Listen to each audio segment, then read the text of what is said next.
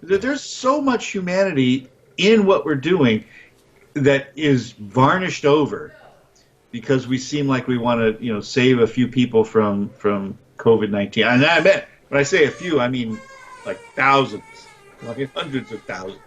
But still, you know, keeping things in perspective, the costs are immense, Right. immeasurable. Right.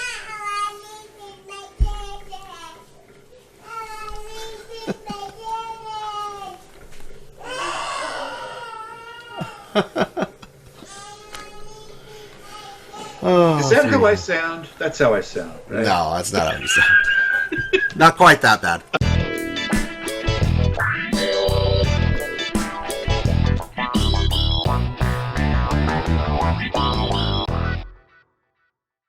Jeez. Yeah, and it's amazing to me. It's amazing to me. People are talking about like a conspiracy theory about, no, as it turns out, you don't need a conspiracy theory. All you got to do is get people scared enough, and they'll Yeah. beg for you to take over. And it's just amazing. It's just bizarre. These are supposed to be Americans, and I have seen so few people act like Americans. Yep. They're just acting so. Well, you know what they're doing in Riverside and San Bernardino counties now?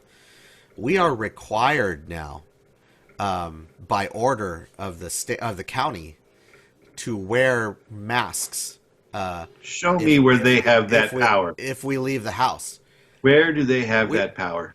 They don't have that power, but they are fining people. It's $1,000 fine if you leave the house without a mask on.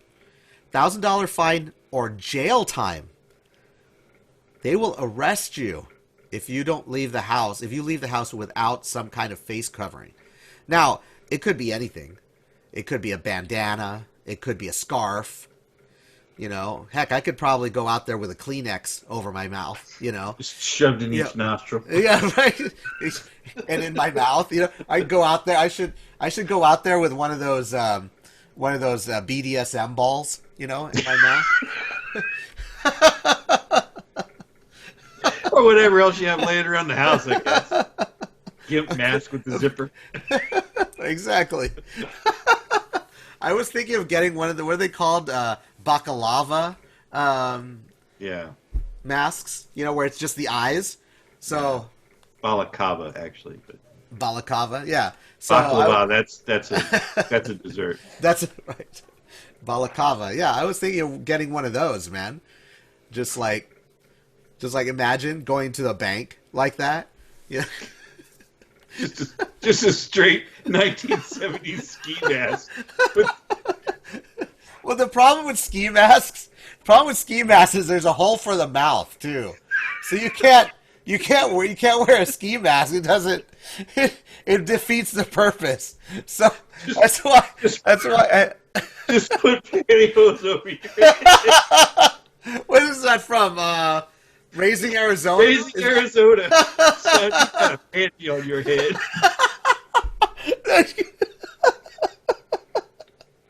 That would be great, man. Just put pantyhose over my head.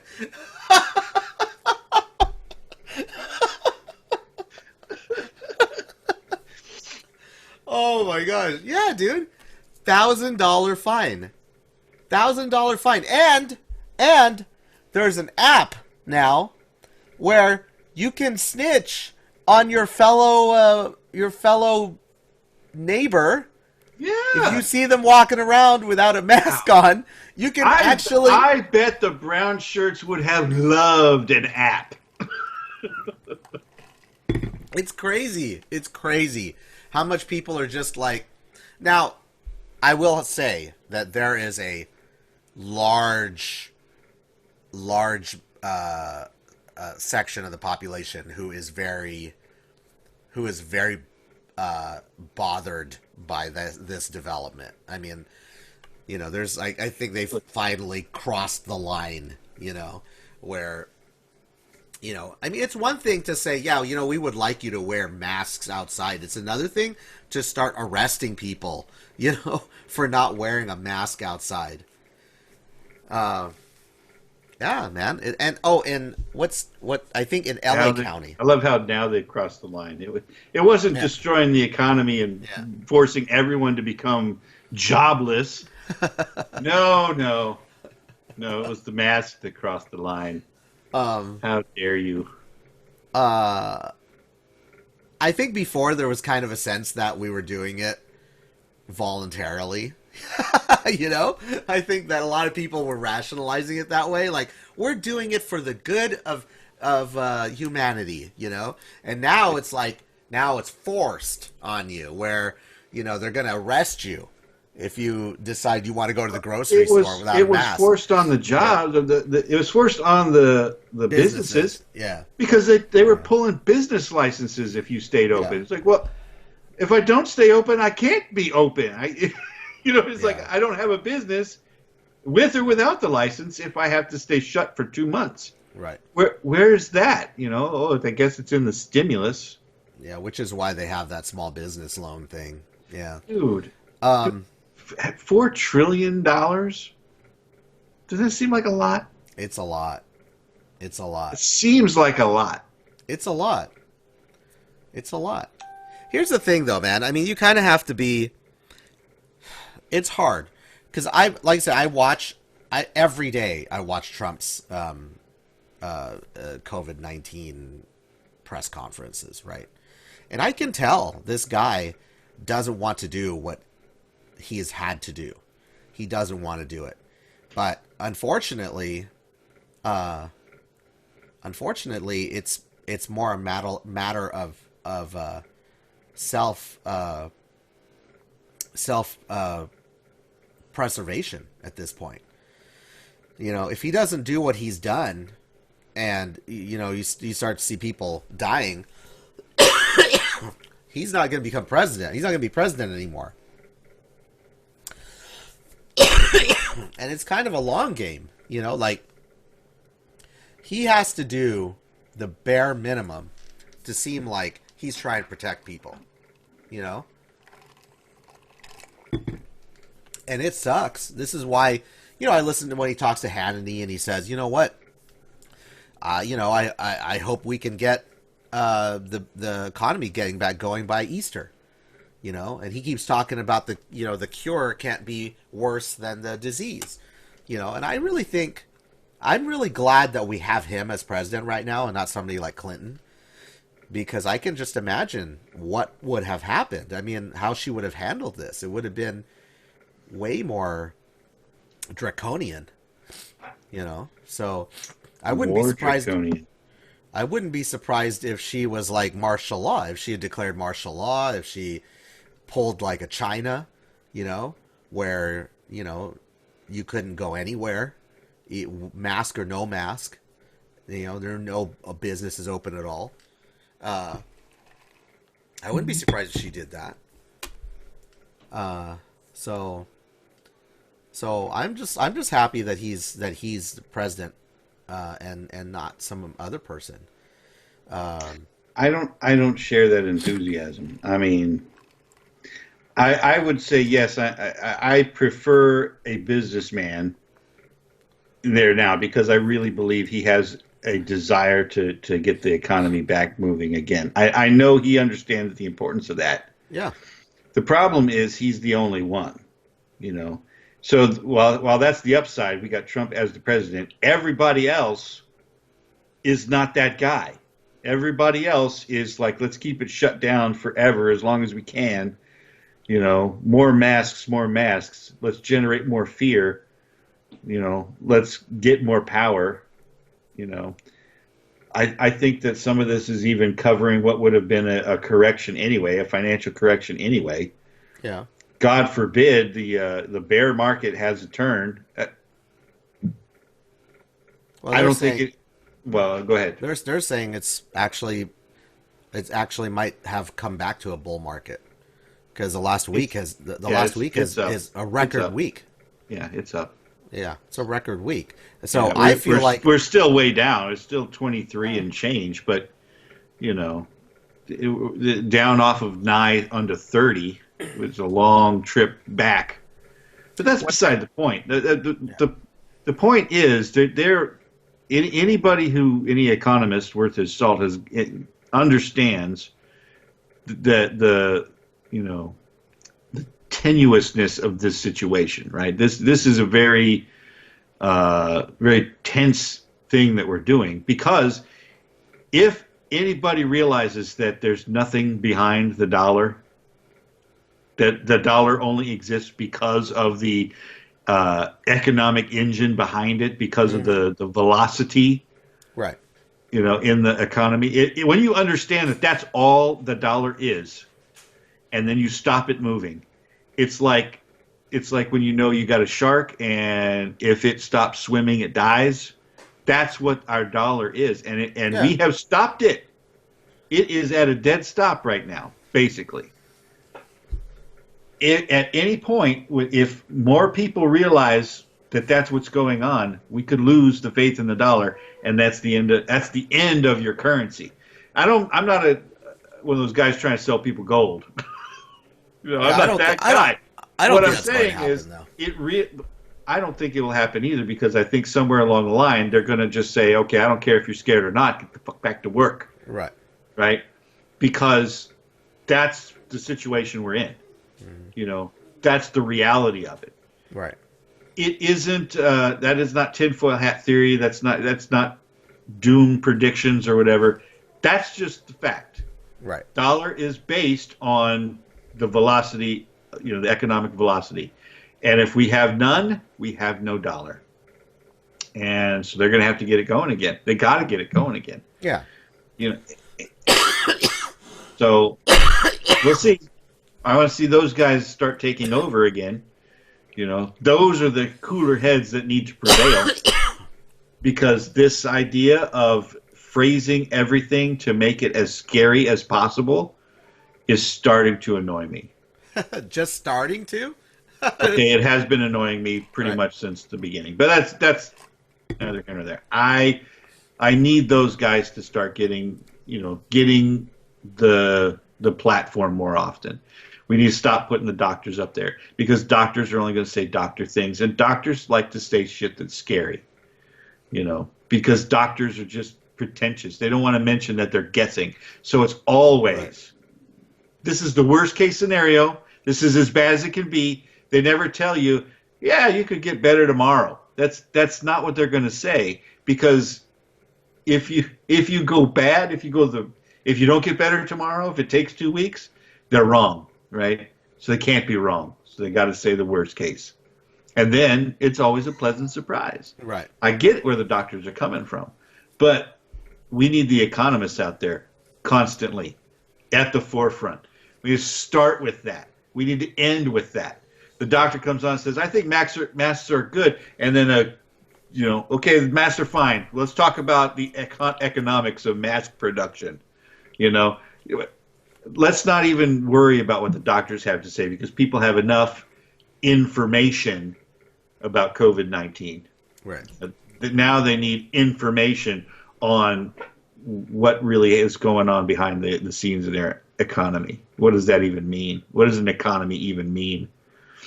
It's like, this could be brutal. We're looking at jobless numbers that have never been seen. It's just.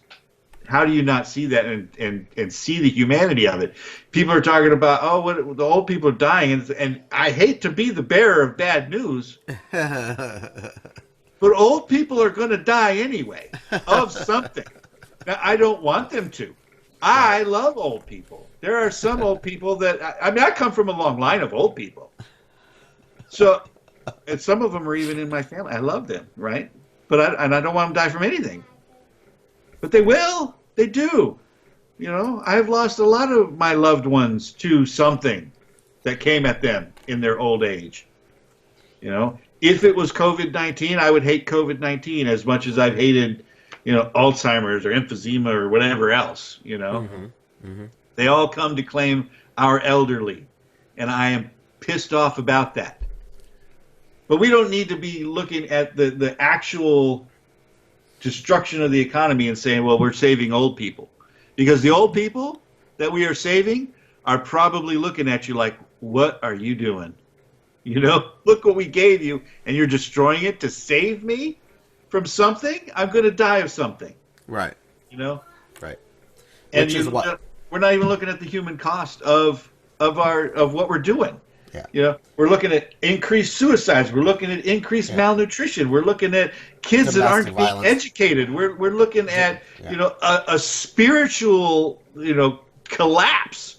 I mean, these are things that are real human costs to what we're doing, and I am pissed about it. How are we not? It's not just about economic numbers. It's not all about money. I'm not caring about money, but the humanity, the quality of life. These are real costs. I don't know. Yeah. I'm sorry. Go ahead. I'm it's fine. In a rant. No, it's fine. I think that this is why you see a desperation of the leftist types to show that there are young people who are dying. Every time there's like a 30-year-old or 35-year-old that dies, it's all over Facebook or the news or whatever, so that it's not that narrative anymore. That only old people die, and they're going to die anyway, and blah blah blah. Yeah, young people die of stuff too. Yeah. It's not exclusively old people that die of some disease. Disease gets everybody at all different ages. Right. And you do see a lot more young, like kids, dying of other diseases than you see COVID-19. Like COVID-19 doesn't have that, a lot of kids and a lot of old people like you do with like food poisoning. Food poisoning kills a lot of young kids and a lot of old people. Right. And some in the middle. But this only kills a lot of old people and just slopes way down to the big thing. Right. So, you expect to see a few 30-year-olds. You expect even to see some 20-year-olds, succumb to this thing, usually with some other condition that's underlying it. But to say you're saving those lives, even those lives, are not more important than the ones who have lost everything and can no longer support their family or themselves. They're looking at the real potential of homelessness when forbearance comes knocking at the door. Because guess what? Forbearance, not forgiveness. You still owe everything that they're saying you don't have to pay this month. And when all that catches up to a guy who's been jobless and has no other means, there is a potential that this guy's going to kill himself. Yeah. I can honestly see that easily happening, a spike in suicide. And those lives matter too. Well, there's already a spike in domestic violence. Domestic violence, and those lives matter too. Yeah. And the kids involved in that, those lives matter too. There's so much humanity in what we're doing that is varnished over because we seem like we want to, save a few people from COVID-19. And I meant, when I say a few, I mean like thousands, hundreds of thousands. But still, keeping things in perspective. The costs are immense, measurable. Right.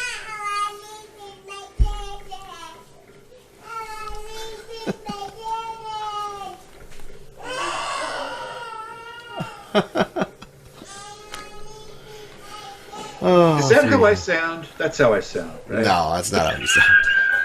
Not quite that bad. I don't know what's going to happen. They need to start talking about what herd immunity is. They need to start mentioning that at briefings because they need to define the goal. This is something I've learned being in the military, okay? It's not enough to just have a goal, right? The guy at the bottom needs to understand his part in that goal, right? They don't have to know the whole plan, but they have to understand what these objectives are, what these phase lines are going to be, and what it means when we get there, And if we don't have that blocked off and say, okay, what we're attempting to do is ultimately herd immunity. If that is not painted as the goal, and then in these press briefings talk about exactly what that means and what these hash marks are going to be, so we can start having successes You're just making more matters worse because now do you have a plan? I do. It's going to scare the pants off you, but here it is. You know, we're going to almost intentionally infect upwards of 70% of the population. Nobody wants to hear that. Yeah, no one's going to say that. But you're not going to hear. You're not going to hear that. No, that's what you've got to tell people because that's ultimately what has to happen. You know what they're telling people is they're telling people that we just need to buy time, flatten the curve, buy time because eventually they flatten the curve, but they don't tell you what the purpose of that is. We've achieved the purpose of that. Yeah, they have their. It's gone. In all of the reports they don't even talk about flattening the curve. Now it's all about stay home and save lives. That's it. It has been boiled down to that little nugget of stay home and save lives. Cower in your home until Big Daddy government frees you from your fear. Okay. That is what it is. That's not what they're saying in these press briefings. And the press briefings that no longer are broadcast on CNN, basically. Who cares about CNN? Nobody watches CNN. Who cares about CNN? People do. I don't watch it on CNN. I watch it on YouTube. I think most people watch it on some kind of streaming thing. I hope you're right, but they're still not saying the stuff that I think needs to be said. Because people need to understand what the goal is, and they don't. Nobody I've spoken to understands what the goal ultimately is. They don't. They heard about flattening the curve, but they still believe that we're short of beds. They still believe that. Well, technically we are, especially in New York. Technically, we're still. That's one city, and nobody's locked in to move people to where there are extra beds. You can make beds that are, maybe they're not ICU beds, but maybe they have the equipment that this person's going to need. So you're converting things happen like this, but they don't mention it like that. We're good. We are good. The goal has been met or exceeded in most places. Here's the thing, man. I'm more practical. I'm a pragmatist, right? So I understand why Trump is not saying what you want, what you want him to say in this case, because it's not a winner, right? If it's not, people aren't going to be happy by you saying, well, we actually want everyone to get this disease at some point. No. Because well, yeah, you're saying 70% of the population has to have immunity. That means 70% of the population have to have it. 7 out of 10. So I understand it's not a winner to say that. But it's not just that. There are vaccines that are coming. Right. If we're talking about the whole, that's what I want to phrase. That we need 70% of the people with immunity. It's easier to get it to them with the chicken pox. The old chicken pox theory of. Have parties and spread it. And nobody dies of chicken pox, so that's the difference. That's it. I feel like that's where we're at with this coronavirus business too. It's like we need somebody to come and speak rationally. We need the doctors that are going to be on these panels and stuff to be doctors that are of the opinion. It's like, okay, look, for 99% of the people, this is going to be, pretty crappy to not bad. Right. For most people. And some, it's going to be 99.5, to be honest. For some, it's going to be hell on earth. And for even fewer than that, it's going to kill them. Okay. Right.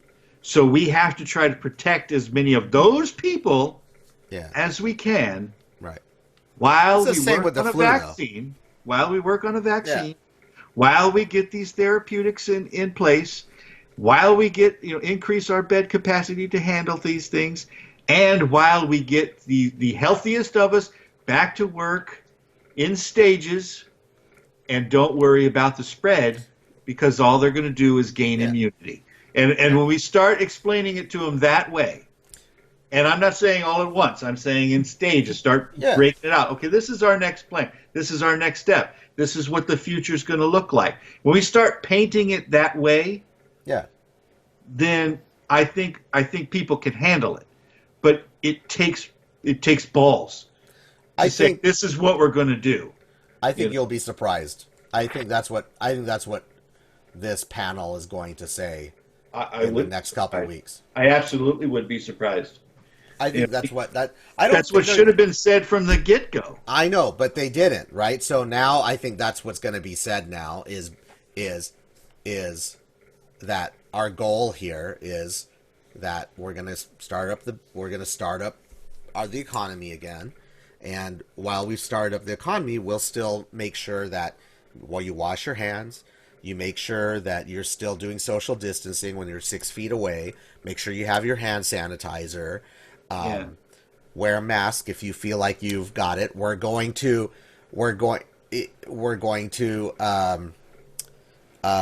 test as many people as we can, and at the same time, we're coming up more and more as time goes on. We're coming up with the therapies, so that people who do have to be hospitalized have a better chance of survival. I think that's what you're going to hear. I think that's what you're going to hear. That's what we need to hear, and that's what we have needed to hear from the very beginning. I don't think we're hearing now. We're hearing stop the spread, right? You hear that? That's how that's being phrased. Yeah. Stop the spread, but it should have always been slow the spread.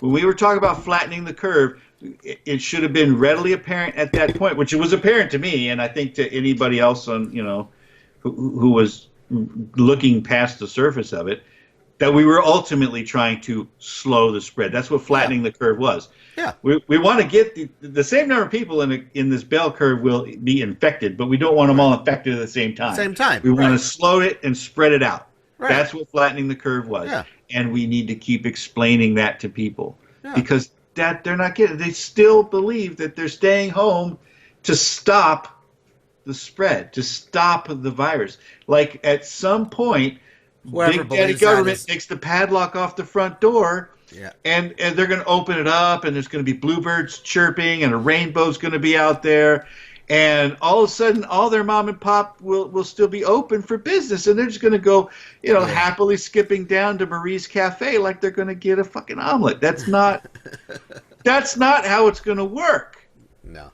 Yeah. Well, they're going to find that. They're going to find that out, won't they?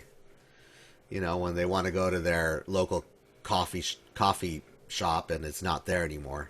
They're going to have to go to Starbucks. I don't want that reality. I reject that reality. Well, it's the reality, man. It is what it is. You're telling me that Crown Chicken and Waffles isn't going to be there when I get back. I'm going to be very upset. I don't know. It depends on how popular Crown Chicken and Waffles is. I've never been to Crown Chicken and Waffles. Okay. I just saw it in passing, and I thought it was my brother is actually, if he gets that apartment, he's going to be pretty close to Roscoe's Chicken and Waffles. So. Maybe he can explain to me the appeal. I've never had it. I like good chicken and I like good waffles, but you put the two together and it doesn't do anything for me. Yeah, I want to. They don't amplify one another. I want to try it just to see. Maybe it's like amazing to put. It's not. You want to know what it is? Or like Aunt Jemima on top of a fried chicken. You want to know what it is? It's exactly what you think it is. There's no magic to it. There's nothing. What you have in your mind, that is chicken and waffles. It is chicken and waffles. You got a little syrup touching your chicken. That's and it is even, that. It is they don't nothing even more use maple syrup. They don't even use authentic maple syrup. If you're lucky, you get the maple syrup. I'm saying there's nothing about it. There's nothing amazing about chicken and waffles. I'm sorry if they don't like it. I am the guy who can't eat pineapple on pizza, so I guess there's that. That's my taste in a nutshell. You are a white guy, so. You tell me white people don't put pineapple on pizza? No, the other one. Oh, the chicken and waffles? Yeah, maybe. I don't know. Honestly, I don't. When they say white people don't season, I am actually offended. White people do season their food all over the world. Not in Britain. Not in England. I don't know that to be true. I mean, boiled beef, yeah. tikka masala originated in England. It's influenced by India, but they don't make it there. It didn't come from there. So whatever.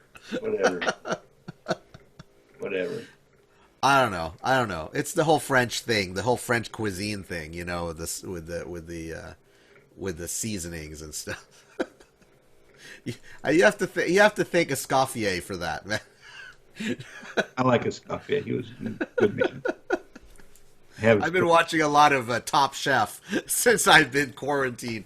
That's another word that like people misuse is quarantined, right? Like we're quarantined. Why are we quarantined? You don't have a disease.